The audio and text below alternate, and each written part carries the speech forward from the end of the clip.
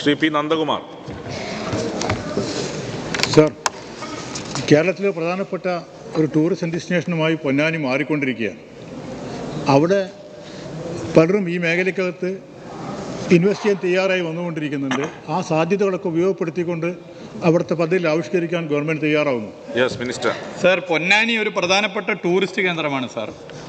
നമ്മൾ പൊതുവെ പരിശോധിച്ചപ്പോൾ കേരളത്തിലെ ടൂറിസത്തിൻ്റെ വികാസത്തിന് പൊതുമേഖല, സഹകരണ മേഖല, സ്വകാര്യ മേഖല ഇവരുടെ കൂടി സഹായം വേണ്ടതുണ്ട് എന്നുള്ളത് പൊതുവെ കണ്ടു. അതിൻ്റെ ഭാഗമായി സ്വകാര്യ മേഖലയിൽ ടൂറിസം രംഗത്ത് നിക്ഷേപിക്കുന്നവർക്ക് നല്ല ആത്മവിശ്വാസം നൽകാൻ ഒരു ടീം നവംബർ മാസം 2023 നടത്തി ടൂറിസം ഇൻവെസ്റ്റേഴ്സ് മീറ്റ്.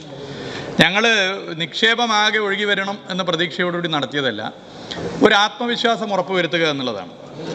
എന്നാൽ 15,000 കോടി രൂപയുടെ ഓഫറാണ് അതിൽ വന്നത്. അതിൻ്റെ ഭാഗമായി ഇപ്പോൾ ഒരു ഫെസിലിറ്റേഷൻ സെൻറ്റർ പ്രവർത്തനം ആരംഭിച്ചു. അതിൽ 4 പദ്ധതികൾ പൊന്നാനിയോട് ബന്ധപ്പെട്ടാണുള്ളത് എന്നുള്ള വിവരം പ്രത്യേക സഭയെ ഞാൻ അറിയിക്കാൻ ആഗ്രഹിക്കുന്നു.